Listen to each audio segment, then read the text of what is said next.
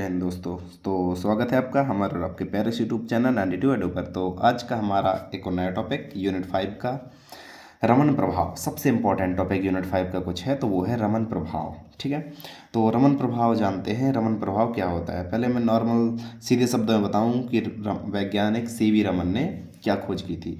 तो वैज्ञानिक सीवी रमन ने ये बताया था कि जब एक वर्णीय प्रकाश, चलो ये एक हमने लिए पारदर्शी माध्यम, ठीक है, जब एक वर्णीय प्रकाश किसी पारदर्शी माध्यम में आती है तो प्रकाश का प्रकीर्णन हो जाता है। ये प्रकाश फैल गया, ठीक है, प्रकाश का प्रकीर्णन हो जाता है। जब एक वर्णीय प्रकाश किसी पारदर्शी माध्यम से आकर टकराता है तो प्रकाश का प्रकीर्णन हो जाता है। उस प्रकीर्णन में एक तो हमें बिल्कुल सेम जिस तरंगदैर्घ्य का प्रकाश आपतित होगा उसी तरंगदैर्घ्य का प्रकाश हमें परावर्तित में मिलता है।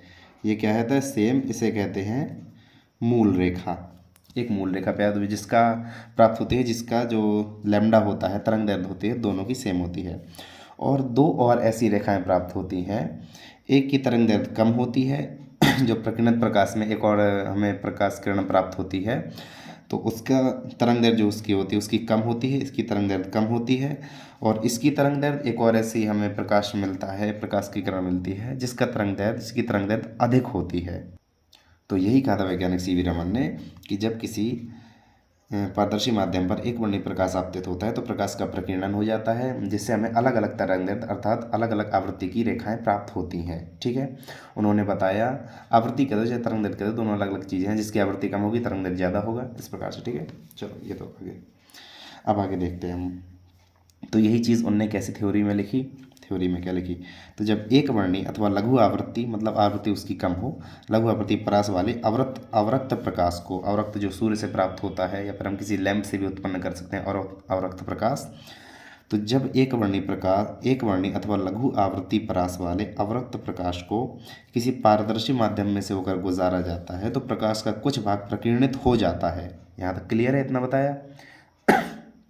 तो सीवी रमन ने किसी पारदर्शी माध्यम से प्रकीर्णित प्रकाश का उच्च विभेदन क्षमता वाले स्पेक्ट्रोस्कोप से विश्लेषण किया। मतलब उन्होंने किसी पारदर्शी माध्यम से प्रकीर्णित प्रकाश जब प्रकीर्णित प्रकाश किसी पारदर्शी माध्यम से निकला तो उन्होंने एक उच्च विभेदन क्षमता वाला स्पेक्ट्रोस्कोप लगाया। अभी मैं प्रायोगिक व्याख्या इसी वीडियो में बताऊंगा आगे, तो उसमें आपको सब समझ आ जाएगा। तो जब उच्च विभेदन क्षमता वाले स्पेक्ट्रोस्कोप से उनने देखा तो उस स्पेक्ट्रोस्कोप से उन्होंने उसका विश्लेषण किया था और उन्होंने क्या देखा, उन्होंने पाया कि स्पेक्ट्रम में केंद्रीय तीव्र रेखा, मतलब जो केंद्रीय तीव्र रेखा मतलब जो मूल रेखा यहाँ पर मैंने बताया, वो केंद्रीय तीव्र रेखा के दोनों ओर कुछ कम तीव्रता की रेखाएं प्राप्त की थी, कुछ कम तीव्रता की और कुछ अधिक तीव्रता की। ठीक है, तो केंद्रीय तीव्र रेखा की आवृत्ति आपतित प्रकाश की आवृत्ति के बराबर होती है। ये तो बताया ना, मूल रेखा की जो आवृत्ति होती है वो आपतित प्रकाश की आवृत्ति के बराबर होती है। मैंने तरंगदैर्घ्य यूज़ किया था, आवृत्ति यूज़ कर लो। ठीक है, तो केंद्रीय तीव्र रेखा की आवृत्ति आपतित प्रकाश की आवृत्ति के बराबर होती है, हम आवृत्ति यूज करेंगे। ठीक है, लेकिन इसके एक ओर की कम आवृत्ति की रेखा की इसके एक ओर की कम आवृत्ति की रेखा की आवृत्ति आपतित प्रकाश की आवृत्ति से छोटी होती है। मतलब एक और जो रेखा में प्राप्त होती है उसकी जो मूल आवृत्ति होती है उसकी कम आवृत्ति की रेखा में प्राप्त होती है। एक और ये रेखा स्टॉक रेखा कहलाती है, थोड़ा याद रखना, ये रेखा स्टॉक रेखा कहलाती है।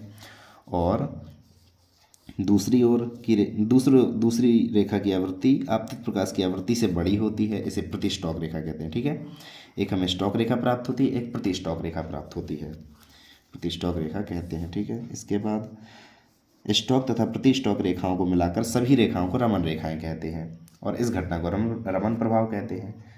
ठीक है, नॉर्मल सिंपल चीज़ है जो यहाँ पे इसे हल्के, ये थोड़ी कठिन शब्दों में लिखा गया है, इसे आप अपने शब्दों में भी लिख सकते हो कि जब एक वर्णीय प्रकाश किसी पारदर्शी माध्यम से आकर टकराता है तो वो अलग अलग प्रकाश किरणों में विभक्त हो जाता है, जिसमें एक मूल रेखा और एक कम आवृत्ति की किरण प्राप्त होती है और अधिक आवृत्ति की किरण प्राप्त होती है। कम आवृत्ति की किरण को स्टॉक रेखा कहते हैं और अधिक आवृत्ति की किरण को प्रति स्टॉक रेखा कहते हैं। यहाँ तक तो ठीक है ना। तो आगे इसे हम छोटे शब्दों में और लिखते हैं। तो इसी प्रकार किसी पारदर्शी माध्यम से एक वर्णीय आपतित प्रकाश के प्रकीर्णन होने पर, देखो कम शब्दों में बता रहा हूँ अभी, इसी प्रकार किसी पारदर्शी माध्यम से एक वर्णीय आपतित प्रकाश के प्रकीर्णन होने पर प्रकीर्णित प्रकाश के वर्णक्रम में जो परिगणित प्रकाश का वर्णक्रम होता है उसमें आपतित प्रकाश की आवृत्ति की रेखा के अतिरिक्त, जो आपतित प्रकाश की जो मूल रेखा में प्राप्त होती है, आपतित प्रकाश की आवृत्ति की रेखा प्राप्त होती है, उसके अतिरिक्त जिसके एक ओर छोटी आवृत्ति और दूसरी ओर बड़ी आवृत्ति की रेखाओं का पाया जाना रमन प्रभाव कहलाता है। बस छोटे शब्दों में ये हो गया, कम शब्दों में ये रमन प्रभाव कहलाता है, अलग अलग आवृत्ति की रेखाओं का पाया जाना। ठीक है, तो माना आपतित विकिरण की आवृत्ति न्यू है। अगर हमने मान लिया आपतित विकिरण जो विकिरण आपतित हो रही है उसकी आवृत्ति न्यू है, तो इसकी एक और कम आवृत्ति न्यू वन, जो हमने ऊपर वाली एक रेखा, चलो यहाँ पर एक चित्र के रूप में हम ले लेते हैं, ये आया, ये रेखाएं हमें प्राप्त हुई, तो इसकी आवृत्ति हमने न्यू वन मान ली और ये आपतित हो रही इसकी न्यू है। ठीक है, आगे बढ़ते हैं। न्यू वन की रेखा को स्टॉक रेखा कहते हैं, ये ऊपर वाली कहेगी हमारी स्टॉक रेखा कहलाएगी। ठीक है, स्टॉक रेखा कहते हैं। और दूसरी ओर अधिक आवृत्ति न्यू टू की रेखा को प्रति स्टॉक रेखा कहते हैं, ये वाली कहलाएगी हमारी प्रति स्टॉक। और इसकी बिल्कुल सेम आवृत्ति की प्राप्त होती है, तो ये न्यू होगी, ये भी न्यू होगी, ये भी न्यू होगी। ठीक है, तो प्रति स्टॉक रेखा कहते हैं। आपतित विकिरण होगा इसमें, विकिरण की आवृत्ति न्यू से स्टॉक या प्रति स्टॉक रेखाओं की आवृत्ति में अंतर को रमन विस्थापन कहते हैं। तो रमन विस्थापन क्या है? रमन विस्थापन का ये होता है formula, new minus new one, मतलब जो मूल आवृत्ति है उसे में स्टॉक रेखा की आवृत्ति घटा दो तो आ जाएगा हमारे रमन विस्थापन, या फिर ये जोड़ दो, यहाँ पर प्लस होता है। ठीक है, तो ये क्या हुआ, रमन प्रभाव क्या होता है, ये चीज़ मैंने अभी कंप्लीट बताई, और रमन विस्थापन का ये होता है फॉर्मूला। अब यहाँ पर रमन प्रभाव की हम प्रायोगिक व्याख्या देखते हैं। ये यहाँ पर चित्र थोड़ी गलत बन गया था, तो नेक्स्ट पेज में मैंने रमन प्रभाव की प्रायोगिक व्याख्या वाला चित्र बनाया है। तो इस चित्र को समझते हैं और इससे वैज्ञानिक रमन ने किस प्रकार से देखा अलग अलग रेखाओं को, इस चित्र को हम ध्यान से समझते हैं। हाँ, तो प्रायोगिक व्याख्या से पहले एक चीज़ हम देख लेते हैं। यहाँ पर एक हल्की सी मिस्टेक हुई है, ये न्यू टू माइनस न्यू ही है, और लिख दूँ न्यू टू माइनस न्यू। अब ये मैं वजह बताता हूँ ये क्यों है। देखो, हमने डेल न्यू निकालना है, मतलब कितना घटा है, तो टोटल में से जो कम है उसे घटा देंगे तो डेल न्यू वहाँ निकल आएगा। जैसे मान लो ये टोटल न्यू है आवृत्ति, और यहाँ पर जो आवृत्ति उसकी घट गई तो स्टोक रेखा में प्राप्त हो गई। तो हमें ये देखना है कि कितनी नॉर्मल आवृत्ति से हमारी कितनी आवृत्ति घट के स्टोक रेखा प्राप्त हुई है। तो इसके लिए हमें टोटल जो आवृत्ति है उसमें से जितनी बची वो घटा देंगे, तो जितनी हमारी घट गई वो प्राप्त हो जाएगी हमें। अब इस प्रकार से अगर हमें न्यू टू के लिए निकालना है तो न्यू टू प्रति स्टॉक रेखा, यहाँ पर आवृत्ति बढ़ गई तो न्यू टू बड़ा है ना, न्यू से न्यू टू बड़ा है, तो बड़े में से छोटा घटा दो तो हमारा डेल्टा न्यू निकल आएगा। ठीक है, ये चीज़ है यहाँ पर, तो वहाँ पर डेल्टा, यहाँ सॉरी डेल्टा नहीं, यहाँ न्यू टू माइनस न्यू है। ठीक है, चलो इसकी प्रायोगिक व्याख्या देखते हैं। तो प्रायोगिक व्याख्या के लिए मैं अभी बता दूं कि कहाँ क्या है। तो यहाँ पर एक सी होता है, जो एक नली होती है, पायरेक्स कांच की एक नली होती है सी। ठीक है, सबसे पहले सी होता है, और यहाँ पर एक डब्लू लगा रहता है, डब्लू जिससे प्रकाश बाहर की ओर निकलता है। ये नली का एक सिरा होता है डब्लू, और नली का दूसरा सिरा ये एक सींग के आकार का होता है, हॉर्न के आकार का भी इसे बोल सकते हैं। तो ये पी, नली का दूसरा सिरा पी है, और यहाँ से जल आता है, यहाँ से जल बाहर निकलता है। यहाँ एक नली होती है ए सोडियम नाइट्रेट की, और यहाँ पर एक एस लैंप लगा होता है, यहाँ पर दो स्लिट S1 S2 लगी हैं, यहाँ लेंस और स्पेक्ट्रोग्राफ। अब देखो शुरुआत कैसे हुई, इसको भी मैं जो थ्योरी है वो बाद में बताता हूँ, पहले आपको समझा दूँ कि कैसा होता है, इसमें कैसे वर्क करता है ये। तो लैंप से जब हम प्रकाश निकलता है, लैंप से प्रकाश निकलता है, एक वर्णी प्रकाश निकलता है, नहीं सॉरी, लैंप से प्रकाश निकलता है, एक वर्णी यहाँ से नहीं, स्लिट से हमें एक वर्णी प्रकाश प्राप्त होगा। लेंस से प्रकाश निकला हमारा। अब सोडियम नाइट्रेट, यहाँ पर जो ये कंसनट्रेटेड सोडियम नाइट्रेट होता है, सांद्र होता है ये, तो जब यहाँ से प्रकाश निकलता है तो ये प्रकाश ये सोडियम नाइट्रेट इसलिए भरते हैं ताकि हम एक निश्चित तरंग दैर्ध्य की हम एक किरण प्राप्त कर सकें। तो निश्चित तरंग दैर्ध्य की जब हमें किरण प्राप्त होती है, और ये आर एक क्या बोलते हैं उसे, जैकेट टाइप की होती है, जिससे कि हम जो हमें प्रकाश प्राप्त होता है उसकी इंटेंसिटी, तीव्रता हम बढ़ा सकते हैं। ठीक है, समझ में? यहाँ से प्रकाश निकला, इससे हमने एक निश्चित तरंग दैर्ध्य की, अभी मैं थ्योरी में बताऊंगा और अच्छे समझ आ जाएगा, निश्चित तरंग दैर्ध्य की प्रकाश प्राप्त हो जाती है सोडियम नाइट्रेट से जब प्रकाश होकर गुजरता है। और जो आर, ये जैकेट है आर, इससे जब प्रकाश निकलता है तो प्रकाश की तीव्रता बढ़ जाती है। अब प्रकाश हमारा नली सी में पहुँचा। ठीक है, और नली सी के अक्ष पर प्रकाश हमारा फोकसित हो गया। अब ये जल का जैकेट जो होता है ये क्या काम करता है, देखो जब लैंप से हमारा प्रकाश निकला, प्रकाश इसमें और तीव्रता से आया तो नली गर्म हो जाएगी। तो नली को ठंडा बनाए रखने के लिए यहाँ से जल आता है, जल यहाँ से बाहर निकलता है, ठीक है। इसलिए और ये एक बेलनाकार नली होती है, यहाँ से जल आया, यहाँ से जल बाहर निकल गया, जिससे हमारी जो नली है वो ठंडी बनी रहती है। अब प्रकाश आया और ये W यहाँ से प्रकाश निकलता है, मैंने शुरू में बताया था यहाँ से प्रकाश निकलता है। तो यहाँ से जब प्रकाश बाहर निकलता है तो स्लिट S1 S2 द्वारा हमें एक वर्णी प्रकाश प्राप्त होता है। अब एक वर्णी प्रकाश यहाँ पर लेंस, ये उत्तल लेंस लगा होता है, उत्तल लेंस द्वारा इस प्रकार से जो किरणें आती हैं इस प्रकार से उन्हें एक ही बिंदु पर फोकसित किया जाता है। तो एक ही बिंदु पर जब लेंस द्वारा प्रकाश को फोकसित किया जाता है तो स्पेक्ट्रोग्राफ में हमें 3 रेखाएं प्राप्त हो जाती हैं, जिसमें एक मूल रेखा, एक स्टोक रेखा, एक प्रतिस्टोक रेखा प्राप्त होती हैं, ठीक है। अब इसी को हम थ्योरी में देख लें, थ्योरी में क्या लिखा है। तो चित्र में रमन प्रभाव का अध्ययन करने के लिए प्रायोगिक व्याख्या प्रदर्शित है।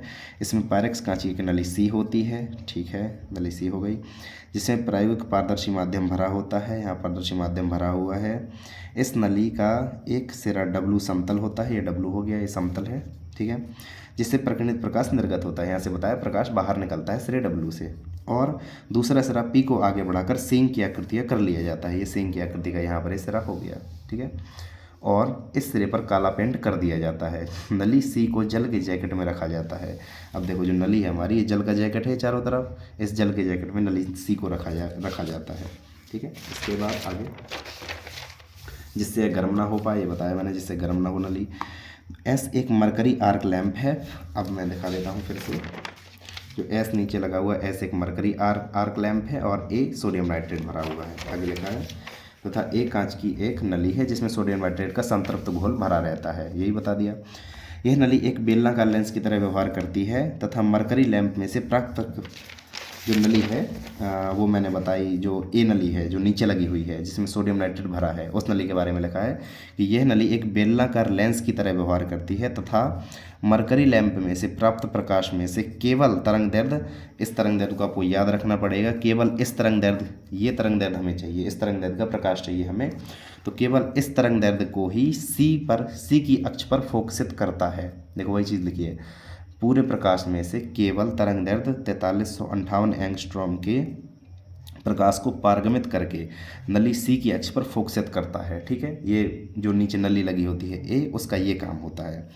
और नली के सी के ऊपर एक परावर्तक आर लगा होता है, जिससे नली पर फोकसित प्रकाश की तीव्रता बढ़ जाती है। आर जो मैंने ये बताया था, ये एक जैकेट टाइप का लगा हुआ है, ये आर, इससे फोकसित प्रकाश की तीव्रता बढ़ जाती है, तो वही चीज़ लिखी है। तो ऊपर एक परावर्तक आर लगा होता है, नली पर फोकसित प्रकाश की तीव्रता बढ़ जाती है। नली सी के सिरे W से निर्गत प्रकीर्णित प्रकाश को S1 S2 स्लिट से निकाला जाता है और लेंस L द्वारा स्पेक्ट्रोग्राफ की स्लिट पर फोकसित किया जाता है। स्पेक्ट्रोग्राफ में फोटो प्लेट पर रमन रेखाओं को फोटोग्राफ प्राप्त कर लिया जाता है। बस सिंपल चीज़, जितना बताता रहा हूँ वही चीज़ को अपन लिख दिया है हिंदी में, ठीक है। और बस इस प्रकार से ये आपतित प्रकाश का और जो प्रकीर्णित प्रकाश होता है उसके वर्णक्रम में एक स्टॉक रेखा प्राप्त हो गई, एक प्रतिस्टॉक रेखा प्राप्त हो गई। ये समझाने के लिए थोड़ी सी चित्र बना दो एंड में। तो ये वाला क्वेश्चन आपका आ सकता है 5 नंबर में। अगर आपसे केवल प्रायोगिक व्याख्या पूछी गई तो ये वाला क्वेश्चन आपका 5 नंबर में आ सकता है। लेकिन अगर आपसे इसकी क्वांटम व्याख्या भी पूछ ली गई तो ये वाला आपका क्वेश्चन 10 नंबर में ही आएगा। तो इसके अगले वीडियो में हम इसकी क्वांटम व्याख्या के बारे में समझाएंगे। तो ये वाला वीडियो यहीं पर एंड होता है। अगले वीडियो में रमन प्रभाव की क्वांटम व्याख्या के बारे में जानेंगे। वीडियो देखने के thank you so much, bye bye.